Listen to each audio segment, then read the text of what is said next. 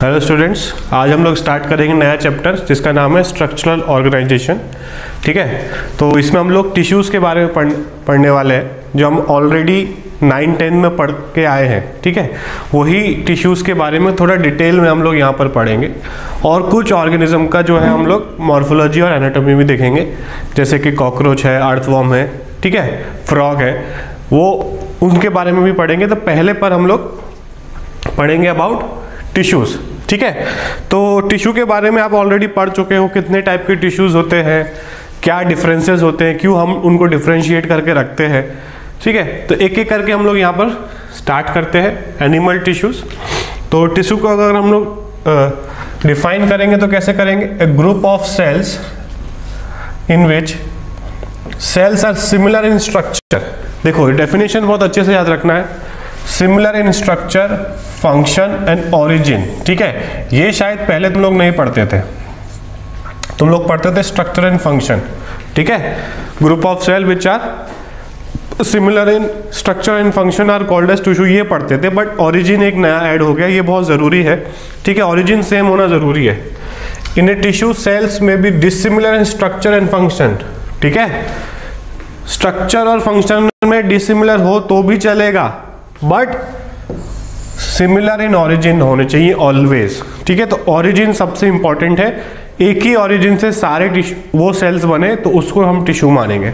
ठीक है, word animal tissue was coined by Bichat. ठीक है, plant tissue by Grew. Study of tissue is called as histology. ठीक है, बहुत इंपॉर्टेंट टर्म है ये। Histology word was given by Mayer. ठीक है, ये याद रखना है हमको। Father of histology Bichat. Detail study of tissue is called as microscopic anatomy. Founder of microscopic anatomy Marcello Malpighi. ठीक है, तो ये सारे जो है हमको याद रखने हैं। ठीक है, ये सारे टर्म्स, साइंटिस्ट के नाम, टर्म्स जो है बहुत इंपॉर्टेंट है, ये सबको याद रखना है। आगे चलते हैं हम लोग। अब अगर हम लोग एनिमल टिश्यू की बात करें तो एनिमल टिश्यू को हम लोगों ने 4 पार्ट में डिवाइड किया है। ठीक है, 4 पार्ट में डिवाइड किया है। Epithelial tissue, connective tissue, muscular tissue और न्यूरल टिश्यू या नर्वस टिश्यू। ठीक है, तो ये 4 टाइप के जो टिश्यूज है इनको हम एक एक करके पढ़ेंगे। ठीक है, वही चीज यहां पर लिखी हुई है। ठीक है, कि 4 टाइप है। Epithelial covering and protective tissue का काम करता है। कनेक्टिव टिश्यू कनेक्ट करता है स्ट्रक्चर्स को, जैसे बोन्स को, मसल्स को, सपोर्ट प्रोवाइड करता है बॉडी को। Transport substance in the body. ठीक है, ब्लड भी एक कनेक्टिव टिश्यू है। ठीक है, ट्रांसपोर्ट करता है सब्सटेंस को बॉडी में। Muscular tissue help in contraction and locomotion. जो भी हम, ये मेरे हाथ चल रहे हैं, मुंह चल रहा है, ये सब मस्कुलर टिश्यू की वजह से। और अगर मैं इधर उधर चल रहा हूँ, लोकोमोशन कर रहा हूँ, वो भी मस्कुलर टिश्यूज के थ्रू ही हो रहा है। उसके बाद nervous tissue to generate and conduct impulses body, तो नर्वस टिश्यू बहुत जरूरी है। ठीक है, जो हमारा पूरा कंट्रोल एंड कोऑर्डिनेशन करता है, तो बहुत जरूरी है नर्वस टिश्यू। सारे चारों जरूरी है, सबके एक अलग अलग फंक्शंस हैं। सारे फंक्शंस रिक्वायर्ड है एक पर्टिकुलर इंडिविजुअल को हेल्दीली जीने के लिए। कैसे ये होते हैं टिश्यू, इनमें क्या डिफरेंसेस हैं, हम एक एक करके अब इन चारों को पढ़ेंगे। ठीक है, तो सबसे पहले हम लोग स्टार्ट करेंगे एपिथेलियल से, फिर हम लोग आगे बढ़ेंगे एक एक करके। ठीक है, स्टार्ट करते हैं हम लोग। फर्स्ट एपिथेलियल टिश्यू, जिसको हम लोग कॉमनली एपिथेलियम भी बोलते हैं। ठीक है, it has a free surface that faces body fluid और आउटसाइड इन्वायरमेंट। ठीक है, इनके बाहर की तरफ जो ये टिश्यू है, या तो बाहर की तरफ कोई फ्लूइड होगा। ठीक है, मतलब इनसे या तो कोई फ्लूइड टच हो रहा होगा बाहर की तरफ, या बाहर का इन्वायरमेंट टच हो रहा होगा। ठीक है, समझ गए? मतलब या तो स्किन है, जैसे अब स्किन से क्या हो रहा है, बाहर का इन्वायरमेंट टच हो रहा है। और एक ब्लड वेसल में अगर एपिथेलियम है तो उससे क्या टच होगा, ब्लड टच होगा। ठीक है, तो या तो बॉडी फ्लूइड रहेगा इसके सरफेस पे, या आउटसाइड इन्वायरमेंट। कवर्स और लाइंस बॉडी और बॉडी पार्ट्स। ठीक है, या तो बॉडी को कवर करता है जैसे स्किन, या कोई बॉडी के पार्ट को ये कवर करते हैं epithelium. Cells are compactly packed with little intercellular matrix. ठीक है, सेल्स जो आप देख सकते हो, कॉम्पैक्टली पैक्ड, इनमें बीच में कोई स्पेसेस नहीं है, ठीक है, पूरी तरीके से ये पैक्ड है, कोई बीच में इंटरसेलुलर मैट्रिक्स नहीं दिखाई दे रही है हमको। उसके बाद थोड़ा और डिटेल में जाते हैं अगर हम लोग एपिथेलियम के, ठीक है। Word epithelium was given by Ruysch, ठीक है, आप इसको कुछ भी प्रोनाउंस कर सकते हो, इस साइंटिस्ट का नाम याद रखना है। Epithelium is the only tissue in which cells are always arrange in uniform layer, ठीक है। तो ये क्वेश्चन आ सकता है कि कौन सा ऐसा टिश्यू है जहां पर सेल्स यूनिफॉर्म लेयर में जो है वो अरेंज होते हैं।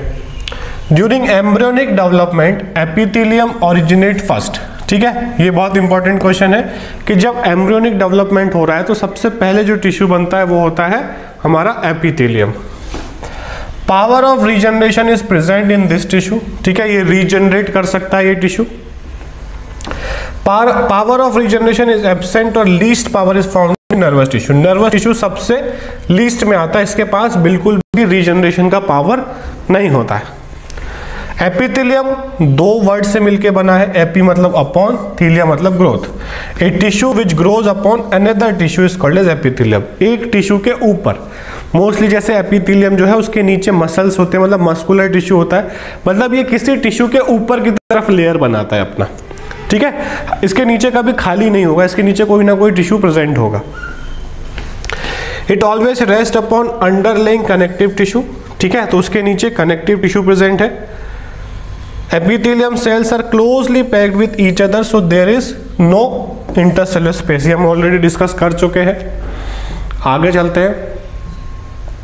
अब ब्रॉडली हम एपिथेलियल टिश्यू को दो पार्ट में डिवाइड करते हैं, सिंगल लेयर, ठीक है, जिनको हम सिंपल एपिथेलियल टिश्यू बोलते हैं, और मल्टी लेयर जिनको हम कंपाउंड एपिथेलियल टिश्यू बोलते हैं, ठीक है।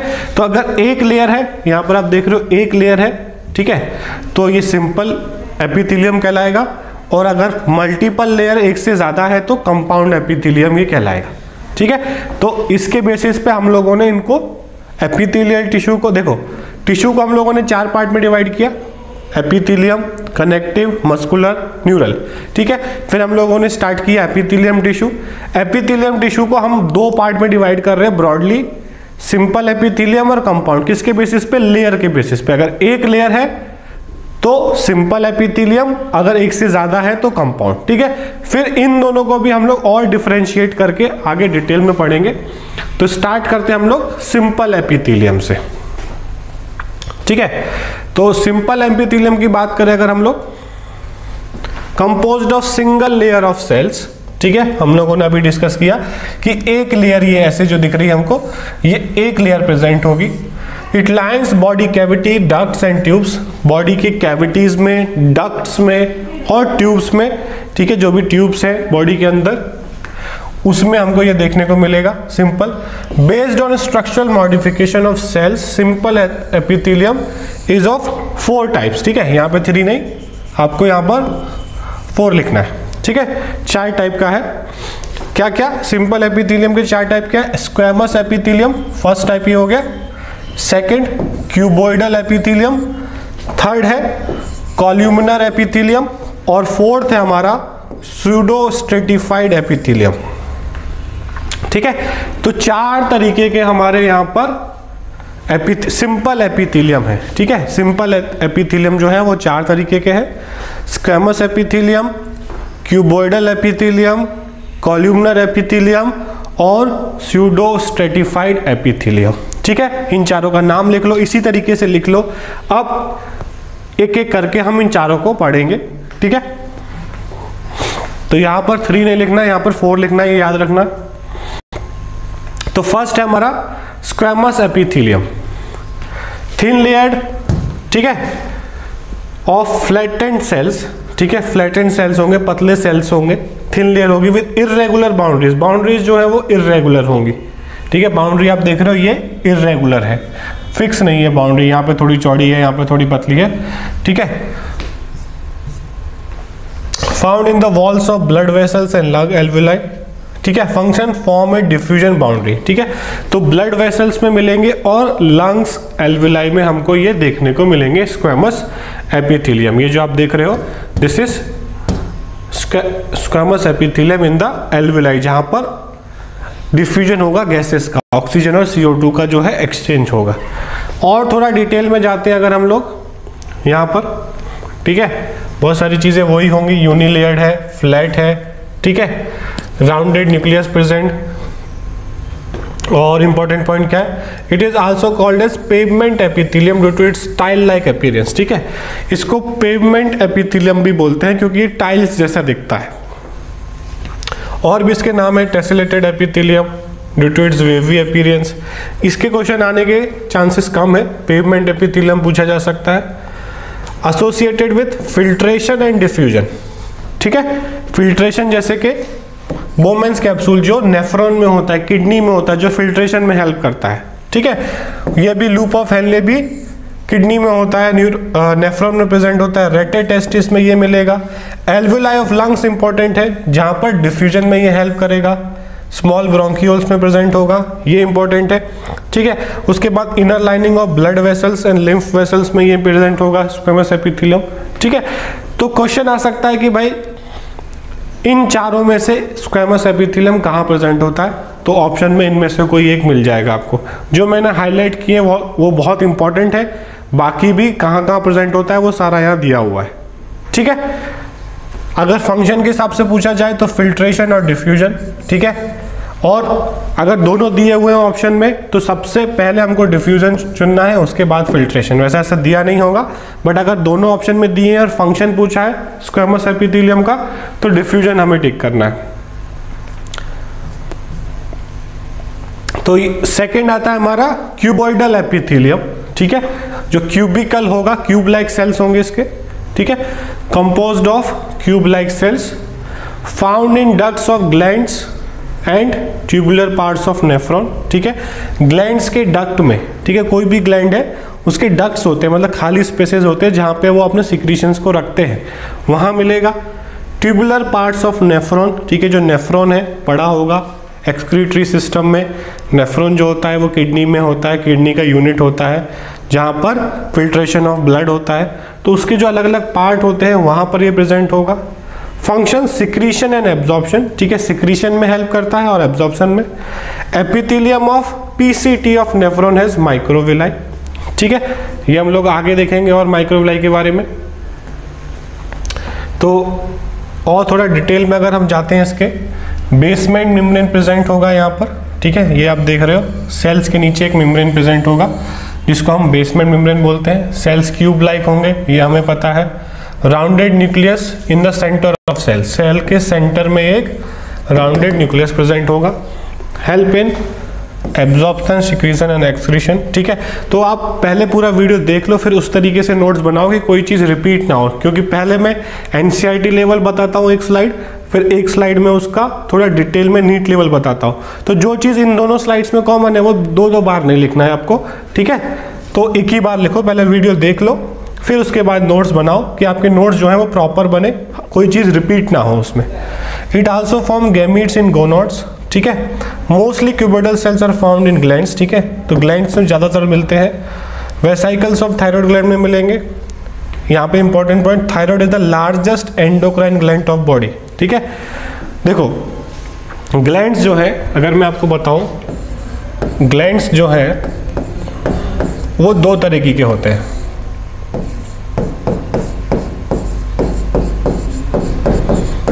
एक्सोक्राइन, ठीक है, और एंडोक्राइन, ठीक है। तो लार्जेस्ट एंडोक्राइन ग्लैंड जो है वो है थायराइड, ये हमको याद रखना, ये क्वेश्चन आ सकता है। इस चैप्टर से रिलेटेड नहीं है, कहीं से भी ये क्वेश्चन आ सकता है। It is the only a gland which stores its hormone its cavity and release into the blood as per body requirement, ठीक है, ठीक है। ये स्टोर करता है हार्मोन्स को अपनी कैविटी में और उसको रिलीज करता है बॉडी ब्लड में जब उसको जरूरत होती है उन हार्मोन्स को रिलीज करने की, ठीक है। आगे चलते हैं हम लोग। थर्ड आ गया हमारा कॉल्यूमनर एपिथेलियम, ठीक है, इसमें भी एक बेसमेंट मेम्ब्रेन प्रेजेंट होगी, तो ये क्वेश्चन भी आता है। कि बेसमेंट मेम्ब्रेन प्रेजेंट है कि नहीं, मैच द फॉलोइंग टाइप भी आ सकता है। सेल्स पिलर लाइक होंगे, ये जो आप देख रहे हो पिलर लाइक सेल्स प्रेजेंट होंगे, टॉल सेल्स होंगे। इलोंगेटेड न्यूक्लियस प्रेजेंट होगा, न्यूक्लियस जो है वो थोड़ा खिंचा हुआ है, ठीक है। Cells are more in length and less in width, ठीक है, लंबाई ज़्यादा है, विड्थ कम है। दे अपीयर पिलर शेप और vertical section. It helps in absorption and secretion, ठीक है, बाइल डक्ट में प्रेजेंट होंगे और लिवर में प्रेजेंट होंगे ये सेल्स, ठीक है। तो ये हो गया हमारा कॉलमनर एपिथेलियम। आगे चलते हैं हम लोग इसमें। अब जो कॉलमनर एपिथेलियम है वो 5 टाइप के मॉडिफिकेशन है कॉलमनर एपिथेलियम के अंदर, ठीक है। Epithelium tissue simple epithelium 4 type का था। थर्ड टाइप जो है कॉलमनर, उसमें 5 तरीके के मॉडिफिकेशन है। ये टाइप नहीं है, ये मॉडिफिकेशन है। एक एक करके हम सबको पढ़ लेते हैं। Brush bordered columnar epithelium when microvilli are present, ठीक है। ब्रश बॉर्डर में क्या होगा, माइक्रोविलाई प्रेजेंट होगा। यहाँ पे लिखा हुआ है, साफ साफ दिख नहीं रहा है, दीज आर माइक्रोविलाई। बहुत छोटे छोटे फिंगर लाइक प्रोजेक्शंस को हम माइक्रोविलाई बोलते हैं, ठीक है। ये कहाँ मिलेगा हमको, गॉल ब्लैडर में देखने को मिलता है। सेकेंड मॉडिफिकेशन है glandular columnar epithelium. Unicellular mucus secreting goblet cells are present in between columnar cells, ठीक है।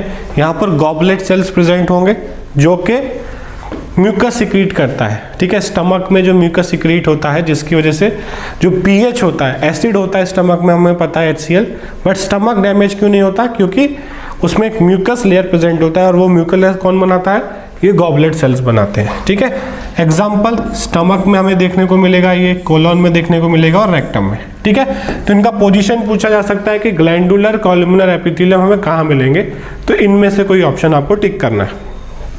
उसके बाद थर्ड है ग्लैंडुलर ब्रश बॉर्डर्ड कॉलमनर, ठीक है।